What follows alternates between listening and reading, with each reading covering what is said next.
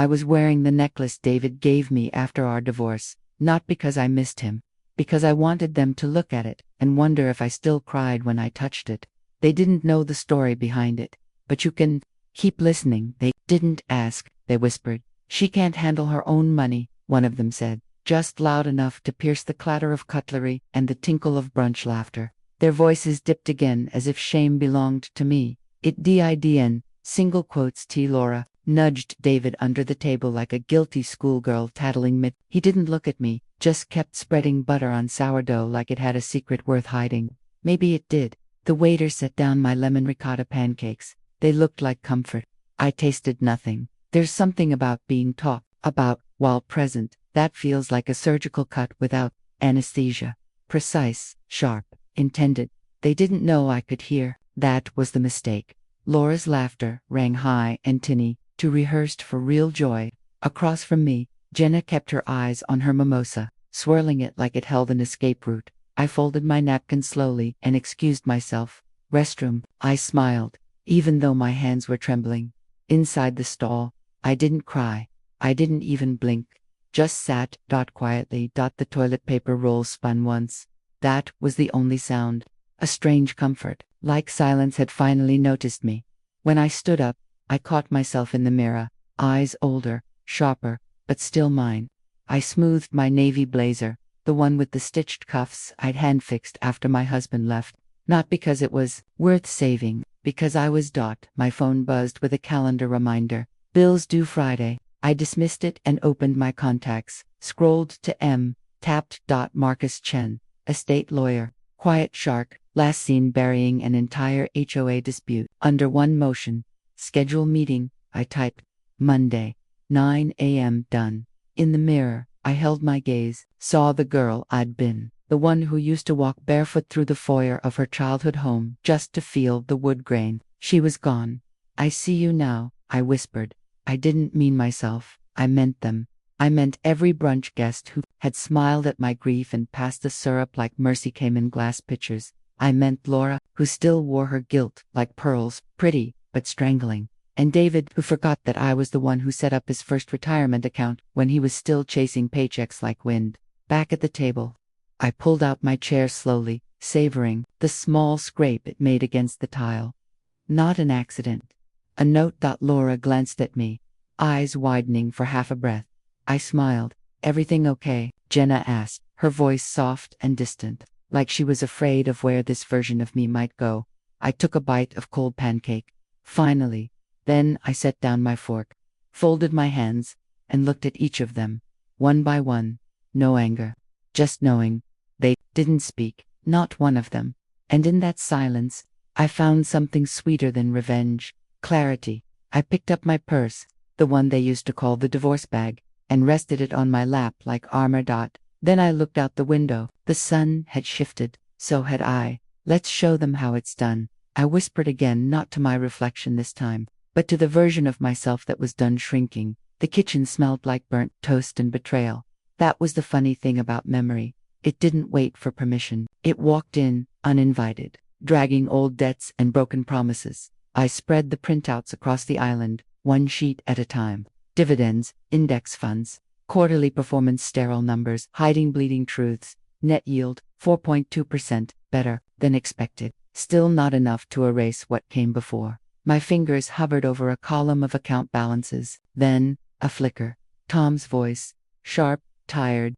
I'll pay it Monday. He didn't. The missed mortgage payment was the crack that became the canyon. He lied. And when I uncovered it, I didn't cry. I left. I changed every password that night and slept in my coat. Now, years later, I was doing it against Sep this time. No coat, no husband, just spreadsheets and certainty. I deleted his old credentials, purged them like expired fruit, cleaned house, digitally and otherwise. Ping. A text from Laura. Sorry again for brunch. I didn't mean to. She meant to. They always do. Still, I typed. Thank you. Talk soon.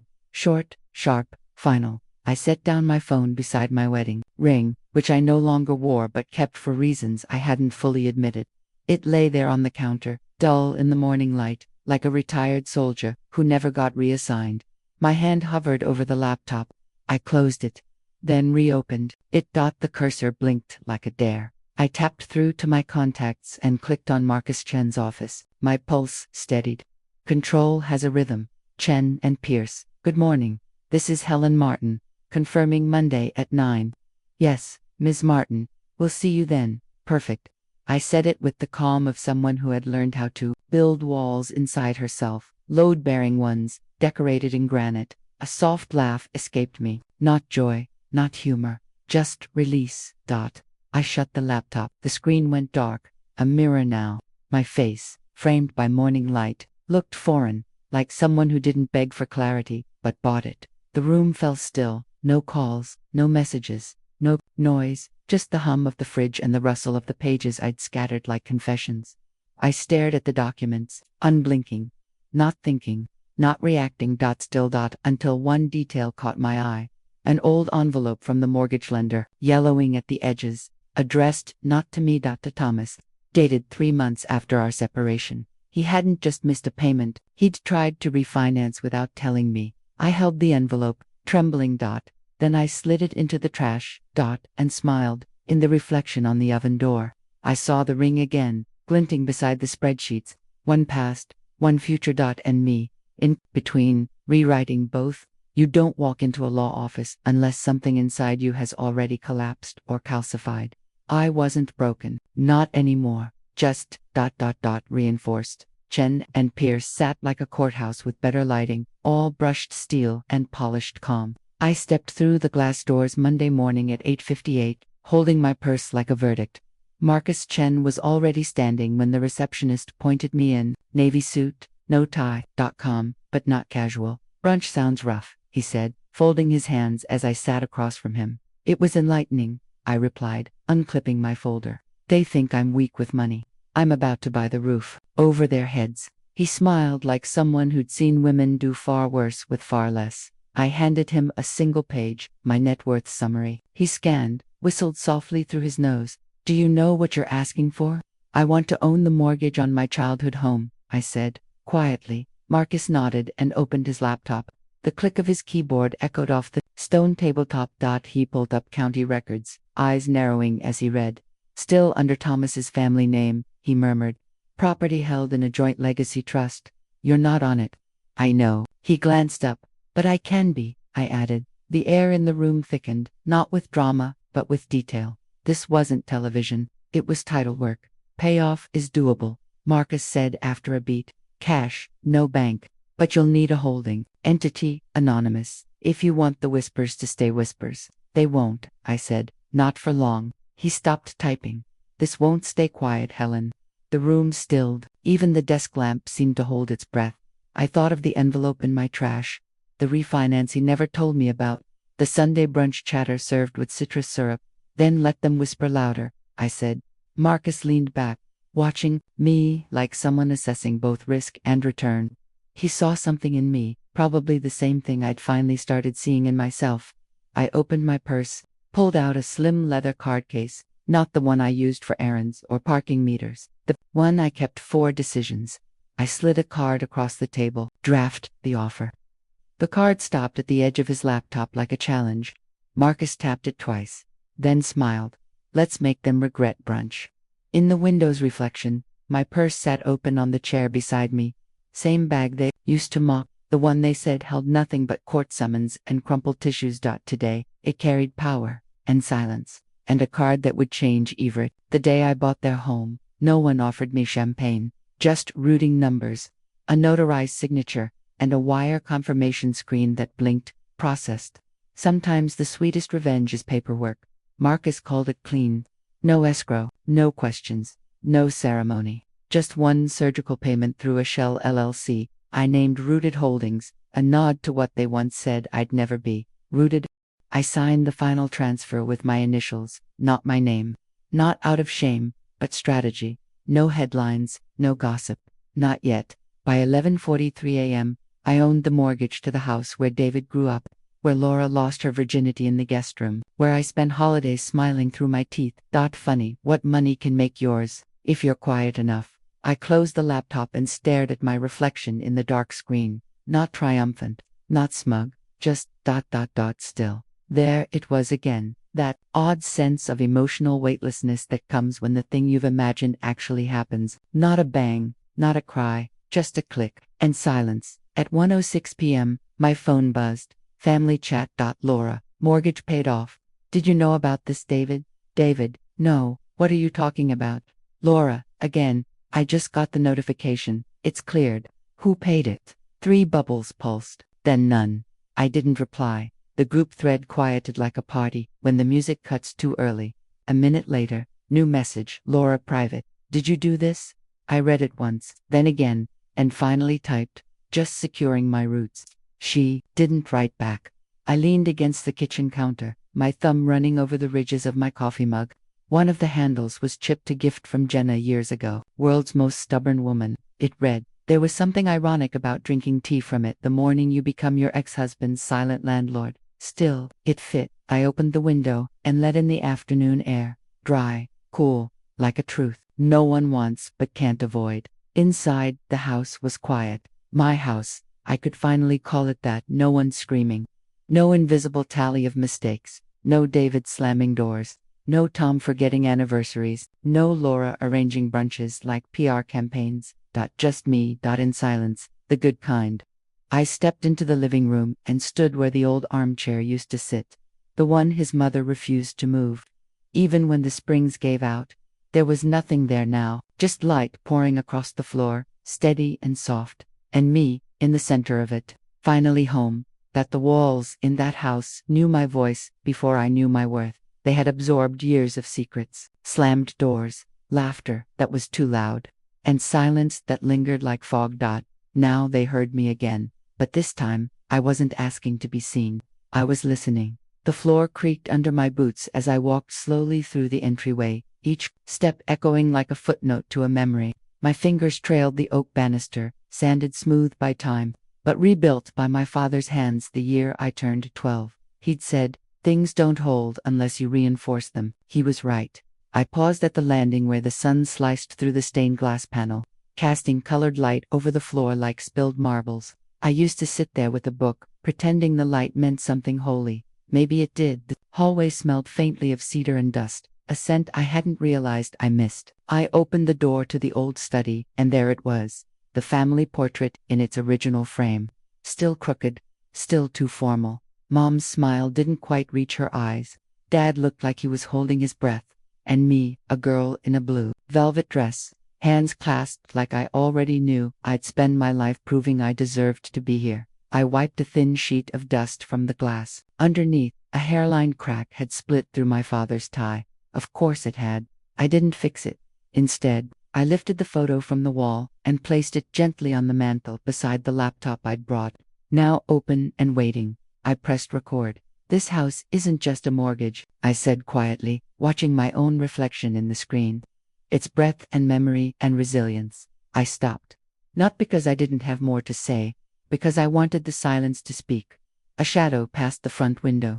I stepped forward, peering through the curtain. Mrs. Delaney from 2 doors down. Slower now, hair white, cardigan the same mustard color she'd always worn. She looked once, then twice. Recognition bloomed in her eyes. I waved. She smiled. Then she kept walking. I closed the curtain. Later, I opened a dusty kitchen cabinet and pulled out the only 2 wine glasses left in the house, one slightly chipped at the rim, the other still, with a faded sticker on the base. Happy 50th, Helen. I poured red into both. Let it breathe. Let me breathe. I stood in front of the same fridge where Laura once stuck passive-aggressive notes about leftovers, the same counter where David sat that night he told me he was emotionally maxed out. I lifted a glass and practiced. Welcome home. The words hung in the air like they were waiting for someone to catch them. No one did. Still, I repeated them. Slower, fuller. Welcome home. It was a toast, a spell, a reclamation. I sat alone at the kitchen table, surrounded by chairs that had forgotten arguments but still remembered placement. My mother's favorite had a small dent in the leg. I tapped it with my heel, like saying, hello to a ghost. The wine warmed my chest, not like fire, like safety. Outside, the last of the daylight stretched across the floorboards, long, gold, and patient. I raised the second glass to no one, but I clinked it anyway. Tomorrow, I whispered, we celebrate. Second chances taste bitter when the menu changes and you're no longer the one being served. The roast chicken was perfect. Crispy skin, rosemary glaze, just enough lemon to keep it from leaning sweet. I plated it like a peace offering, but peace had never been the point. Laura arrived with a bottle of white and a smile that quivered around the edges. David brought nothing but his pride and a too loud compliment about the landscaping. Jenna came last, quiet as always, slipping her shoes off at the door like she didn't want to wake the past. We sat, we passed, we clinked glasses. The dining room looked the same, but felt like a theater now. Everyone performing civility, everyone waiting for the line that would change the scene. I gave it to them with dessert. I paid off the mortgage. The silence that followed wasn't just silence, it was reaction, restraint. It was emotional choreography. It was calculated digestion of something that tasted like shame. Laura's fork hovered midair, a piece of lemon tart, trembling at the tip. You what? I own the house, I said, gently placing my napkin beside my plate. Technically, Rooted Holdings does, but I write the checks. David blinked once, then nodded, stiffly, like a man trying to remember whether he ever apologized. Jenna reached for her water, but didn't drink it. Laura's face flushed the way it used to when her mother corrected her in public. That's bold, not bold, I said. Necessary. Afterward, I cleared the dishes while they lingered, not talking, just rearranging silverware and stealing glances like they'd lost the map. I excused myself, wine glass in hand, and climbed the stairs to the study. The lamp clicked on with a familiar warmth. Same bulb, new rules. I opened the binder. Inside, the property documents looked harmless enough. Legal boilerplate, warranty deeds, old blueprints from the original build. But tucked into the back was my new draft bylaws I'd revised at 2 a.m. the week before. On a night when the wind howled like it remembered every argument we never resolved, I flipped to the clause I'd written in ink. Continued residency contingent on mutual respect and contribution to harmony of household. Number, legalese, no loopholes, just plain terms backed by quiet teeth. I stamped at the top of the page. Confidential, then slid it into the front sleeve. I didn't know if they'd ever see it. I didn't know if I'd need to enforce it, but I liked knowing it existed. It was the paper version of my new voice, clear, silent, unwavering. I stood at the window. Downstairs, Laura laughed, a little too loud. David opened the fridge. Jenna's footsteps padded toward the den. I looked at the front door. It was closed. For now. Behind me, the binder lay on the desk, heavy with clauses and conditions, not threats, just reminders. And across the house, each chair sat slightly askew, like bets had been placed in a game they didn't know they were playing. Let's see, I whispered. Who cares enough to stay? Truth isn't shouted. It creeps through cracks, sideways, whisper soft, and wearing borrowed shoes. I heard them before I saw them. The stair creaked. Then another. Paused. Jenna. I knew the sound of her guilt. Light, careful, almost reverent, like the steps of someone walking into a chapel not meant for them. I stayed in the shadows, near the linen closet.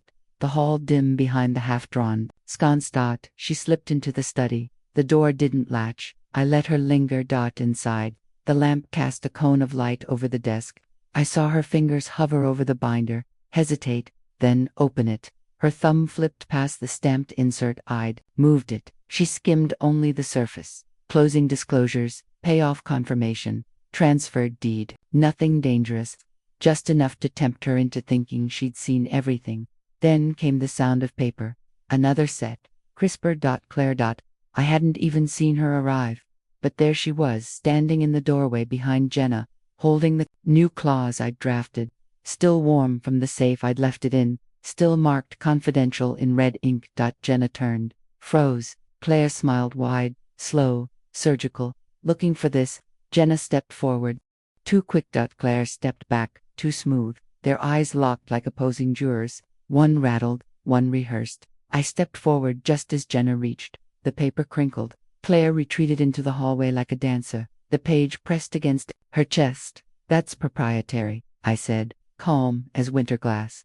Both women turned. I didn't raise my voice. I didn't rush. I simply crossed the threshold, reached past Jenna, and retrieved the binder from the desk. It was lighter than it looked. Truth usually is, when it's yours. I tucked it under my arm. Claire's smile didn't fade. If anything, it cooled. Prove it, she said. I held her gaze. Jenna looked between us, chest rising like she was deciding whether to fight or confess. Downstairs, a chair scraped the hardwood. Someone had heard, but it didn't matter anymore. I glanced once, at the desk, then at the door behind Claire. The hallway stretched dark and empty, like a theater after the cast has exited and the script has changed. I already have, I said, then turned toward the light. Some victories arrive in silence. Others arrive, stamped, notarized, signed, and incomplete. I was in Marcus's office when the rug slipped. He had his glasses on. That meant bad news. There's a lien, he said, scrolling slowly. My throat tightened before I knew why. From decades ago, a contractor dispute, recorded but never resolved. I didn't answer, just watched the screen. It was old, pre-digital, a scanned typewritten page with a slanted signature and ink that had bled from humidity or regret. No one mentioned it in escrow. No one flagged it. And yet, there it was. $4,800 and a grudge, still breathing in the margins. If the claimant pursues, Marcus said quietly, they could challenge the transfer. Worst case, it unravels everything. The air shifted. My tongue felt dry. No fight, no betrayal, just fine print. I closed my eyes and heard my father's voice, calm, exact, surgical in his warnings. Don't sign anything until you read every inch, especially the pages no one wants you to. I opened my laptop, county records portal, municipal archives, tax liens, construction permits. My fingertips moved like they were trying to find a pulse. Found the original lien notice, I murmured after 20 minutes. Filed April 3, 1986. Dispute over storm drains. Marcus leaned in. Filed under. I squinted. Helen M. Harmon. But that's not my mother. That's not anyone. We both paused. He made the call while I kept digging. 3 rings.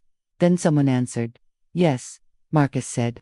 We're trying to confirm a 1986 lien on the Harmon property. I listened to his voice fade behind legal courtesies while I found it buried in footnotes, tagged as erroneous assignment. The wrong Helen, wrong house, but still active. That's the thing about old wounds. If you don't suture them properly, they keep leaking into places they never belonged. Marcus hung up and nodded. Clerical, can be corrected. We'll file a release request and affidavit. You caught it. No, I said. My father did. I didn't cry, didn't smile, just ... breathed. Then I did what he'd taught me to. I printed the document, circled the era, and added a sticky note. Every asset carries a secret burden. Downstairs, someone turned up the TV, probably David. Background noise always made him feel more important. I ignored it. Instead, I walked to the window, the same one I used to press my face against as a child, counting headlights and pretending they were rescue missions. Now, they were just headlights, and I didn't need rescuing. Behind me, Marcus slid the affidavit into a manila folder. I traced a crack in the windowsill with my thumb, one I'd always blamed on weather. Now, I saw it differently. Then we fix it, I said. Darkness reveals what daylight conceals, and sometimes justice begins before the sun knows you're watching. I left home before sunrise, headlights barely illuminating the road. Jenna rode, shotgun, coffee in hand, silence heavy between us. Not fear, calculation. At the clerk's office, dawn unfurled slow and gray. We handed over the release request, waited while time stretched into protocol. Then came the corrected filing and clerk's affidavit, signed and stamped like emancipation papers. Jenna exhaled once a long, trembling breath. Relief looked fragile in her hands. She squeezed the affidavit folder, eyes bright but wary. Helen's plan survived the fine print. Back in the car, we didn't speak. The world outside seemed too loud for what we'd carried out. I folded the documents, tucked them tight into my purse, the one once called my divorce bag, now a safe. When we drove in, the gate was ajar, a yawning absence. Our property boundary breached. Air colder suddenly. Inside, the front gate swung gently. I felt it in the pit of my stomach first. A shadow at our threshold. We watched the security footage. Hooded figure pacing under the porch light, scanning windows, rifling the side shrubs. An intruder within what I'd just reclaimed. My fingers tightened around the affidavit folder. Leather creased, a sensation flickered. Anger, caution, recognition. I pressed play again. The figure paused under the stained glass window we'd repaired last week, illuminated by porch lamp and dawn. Watching. Jenna looked at me. I looked at the papers. She swallowed. She knows, I said quietly, not to the tape, but to both of us. They're watching me. At that, the kitchen clock ticked loud, not too loud but loud enough. We climbed the steps together, slow like the staircase once made us careful. I hugged the affidavit to my chest as we walked toward the front door. I pulled the gate shut. The latch clicked, a small final act of self-guarding. Outside, the morning light grew. Inside, I whispered, time to fortify. You don't realize who's in your corner until you start drawing lines they can stand behind. I used to walk into my study alone. Now, they followed me in, not like guests, but like co-conspirators. Rosa brought a folded street map and a red pen. Jenna carried her laptop and that nervous bravery she wore like perfume, subtle, persistent. Marcus came last, briefcase in hand, eyes steady. The affidavit folder sat in the center of the desk like a flag on claimed ground. I closed the door. It didn't feel dramatic. It felt necessary. We're striking first, I said, tracing the folder's edge. No more defense. Marcus nodded. Motions to dismiss, preemptive injunction. I've got templates. I met Rosa's gaze, roots, already mapped. She spread the map open. Blind spots here and here. Driveway patrol twice nightly. Panic call pre-dialed on Jenna's cell. Jenna blinked, then smiled. On it for once, no one questioned my authority. They just carried it with me. Handed Jenna a set of keys to the house, the filing cabinet, the safe. You'll manage operations here. If anything shifts, you escalate. Her fingers curled around the keys like they might shatter. I looked at her. Really looked. She wasn't the girl who used to shrink in corners anymore. Marcus adjusted his glasses. Court confirmation hearing is set. Tomorrow, 2:15. Judge Mallory, known for quick gavel swings. Rosa leaned back, sipping from her chipped thermos. Quick doesn't mean careless. She's thorough, Marcus added. We're clean. That lean never had teeth. I nodded, but my chest held a hum. Not fear, not dread, readiness. I used to dread being outnumbered. Now I understood the math differently. Support isn't about how many. It's about who stays when the wind picks up.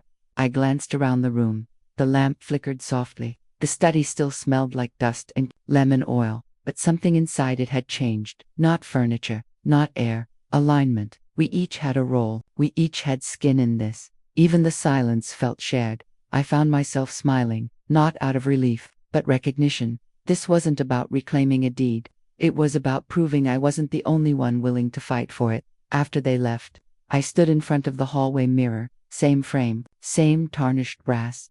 But the woman inside didn't blink anymore. Her posture had shifted. Shoulders tucked back like they finally remembered they were meant to carry weight.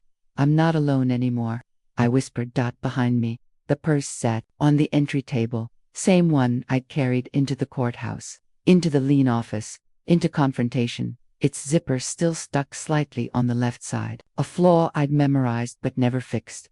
I ran my hand across the grain, soft, worn, stubborn. Then my phone buzzed. A calendar alert. Court confirmation. 2:15 p.m. tomorrow. I stared at it for a moment, then tapped acknowledge. The screen dimmed, but the decision didn't. Courtrooms aren't quiet. They pretend to be. It's the kind of silence that FEELS supervised, watched, waited. My heels echoed on the marble like a metronome that belonged to someone else's tempo. But I didn't slow. Rosa walked beside me like a bodyguard. Marcus carried the folder. The purse was mine. That same stubborn zipper still catching, still loyal. Inside, it smelled like cold coffee, varnish, and tired ambition. Gallery seats stretched like pews. On the second row, Laura's gaze sliced through me. David was beside her. Funny how betrayal always brings a +1. I didn't look away. We took our places. Judge Mallory entered gray, no nonsense, with the kind of eyes that had seen every trick, every whisper, turned, wound. Marcus stood, calm, ironclad. Your Honor. We come prepared with the corrected lien release, original filing discrepancy, and affidavit of clerical error. My client fulfilled every obligation, legally, ethically, transparently. The other side's counsel rose like fog. She withheld this lien during escrow. Marcus didn't flinch. Your Honor, Exhibit B shows the lien predates her ownership and was filed under an incorrect party, verified by county record. He slid the document forward. The folder landed with a muted thud like a gavel's distant cousin. I felt Jenna shift behind me. They called her to the stand. She walked like she wasn't sure. The floor deserved her steps, but when she sat, she met the judge's eyes. Miss Linton, you confirmed a breach in home security. Yes, on 3 separate nights. Surveillance offline. Locks manipulated. One figure appeared multiple times. Did the property suffer damage? No, just surveillance intimidation. The judge looked at me. And you believe this intrusion was tied to the opposition's attempt to reclaim the property? I spoke clearly. I believe it was an attempt to undo what couldn't be legally undone. Murmurs rustled like wind through dry leaves. Judge Mallory lifted a hand. Silence obeyed. Then came the part I didn't expect. The judge leaned back. Her eyes weren't tired. They were ... sharp. For all that's been filed, objected, and alleged, one thing is clear. She said. Her fingers tapped the affidavit folder, once, twice. This woman read every line, and prepared for every loophole. My throat tightened, not with fear, but the pressure that comes before a dam breaks. There was no rebuttal, not one legal foothold left. For the first time in weeks, Laura looked unsure. David shifted. Counsel leaned in, whispering something I didn't care to translate. It didn't matter. The scales had moved. I sat still, heart quiet, hands folded. My purse sat on the floor beside me. Its worn leather like a witness. Everything I brought in truth. Then Judge Mallory looked straight at me. Any final arguments? Some apologies cost more than silence. Others are louder when spoken softly. I stood, not because I was asked, but because the weight in my chest needed somewhere to go. The courtroom watched like it was waiting to inhale. I glanced at the folder on Marcus's table, the purse at my feet, the judge's expression, unreadable, but not unkind. This home, I began, voice even but not hollow, is not just an asset. It's the smell of my father's sawdust, the sound of my mother's humming through the walls. It's the echo of a childhood that didn't always feel safe, but always felt mine. I heard someone shift. Leather creaked. Laura. David stared at the ceiling like it owed him something. I let the silence stretch. Every window has memory. The corner pantry still smells like paprika and spoiled secrets. The basement drain where my mother cried once. I remember because I was 6, and silence from her was the loudest sound I'd ever heard. The judge didn't blink. Neither did I. I could feel Rosa's eyes on me. Jenna's too. Marcus, still as marble. Then I looked straight at Laura. I'm sorry, I said. She blinked. I'm sorry for the ways we never learned to speak without striking, for every fight I escalated when peace was an option. I'm sorry for the years we let inheritance stand where love should have. Her jaw twitched. But I'm not sorry for defending what was entrusted to me. I was asked to protect this. I did. The courtroom was still, like the walls were listening. I don't want to keep reliving old wounds in new paperwork. So I'm asking this court, formally, to seal this title in my name and dismiss all further claims. My hands stayed by my sides. The judge nodded once, slowly, then turned to the clerk. We'll deliberate. They exited like a tide leaving shore, leaving us stranded in the after. My breath caught halfway out. I didn't finish it. For a moment, I just stood there, still, completely still. A strange kind of numbness moved through my arms, like waiting in the dark for a light you're not sure you deserve. I sat, purse at my feet, hand resting on the zipper's stubborn edge. That small flaw, suddenly comforting. No one spoke. Not Laura, not David, not even Rosa, who usually cracked tension like she cracked eggs, abruptly and with a little sass. The room hummed with withheld judgment. Then ...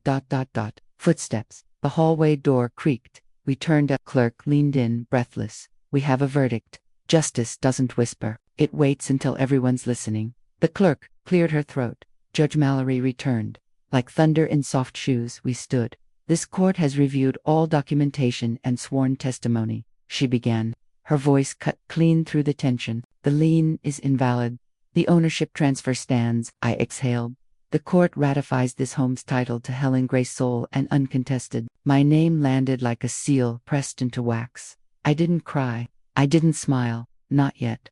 Laura's shoulders dropped like someone had just asked her to put down a grudge she couldn't remember picking up. David leaned forward, eyes lost, like he'd missed the one play that changed the game. No applause, no confetti, just the truth. finally made public. The judge continued, her tone firm. All further claims dismissed with prejudice. That phrase, with prejudice, it echoed louder than the gavel. Jenna stepped forward. I felt her before I saw her, her arms wrapped around me, fast, trembling. I didn't realize how much weight she'd been carrying. Behind us, Rosa gave a soft, well damn, and clapped Marcus on the back. He smoothed his tie like the entire process had merely been a matter of form. I turned to them, to all of them. Thank you, I said, voice low but clear. All of you. Rosa winked. You earned this, hun. We just brought flashlights. I laughed once, just enough. Then I turned to Laura and David. I don't know what they expected. Triumph, cruelty, tears. They got none, just me. This version. I'm willing to open this home to you, I said slowly, but only if you show you're capable of building inside it, not just claiming pieces of it. They didn't speak, but they listened, and that was more than I'd gotten in years. David gave the smallest nod, almost imperceptible. Laura looked away, ashamed, but maybe softened. My purse sat on the bench behind me, that same stubborn zipper still frayed at the corner. I picked it up gently. We exited the courtroom together, my heels no longer echoing alone. The courthouse doors opened. Sunlight spilled through like forgiveness outside. The heat hit my chest and settled there, not like a burden, but a beginning. Rosa lit a cigarette. Jenna texted someone. Marcus adjusted his watch. I looked back once, the courthouse behind me, the judgment behind me, the fear behind me, then forward. The purse swung by my side, light for the first time. I breathed, not to steady myself but to say, let's rebuild. I used to open this gate like I was stealing something back. Now, I opened it like I owned the morning. 1 year, that's how long it took for sawdust to smell like restoration again, for silence to feel like peace instead of warning. I'd spent months repainting trim, patching plaster, pruning what the lawsuit had overgrown. But today wasn't about repairs, it was about presence. Neighbors lingered by the garden, roses eyed, coaxed back from brittle limbs. Jenna greeted them with lemonade and a tour script she didn't need but had memorized anyway. Laura stood near the old piano, fingers grazing keys like a daughter remembering the tune she once resented. David hovered, not a ghost, not forgiven, but real. Rosa was on the porch with her thermos, same chipped edge. She called it patina, I called it continuity. And me, I stood by the kitchen window, hands damp from rinsing cups, watching sunlight spill onto the butcher, block like honey poured slow. I'd left the back door open. I wanted the house to breathe. Ring was the last thing I placed. I set it on the mantel, the same ring my mother wore in every memory I'd bothered to keep. The one Laura once called hers by birthright, not today. It didn't belong to blood, it belonged to intention. A little girl in a blue jumper tugged my dress hem. Who lives here? She asked. I crouched down. Someone who never gave up. She nodded solemnly, like she understood. Things children always do better than adults.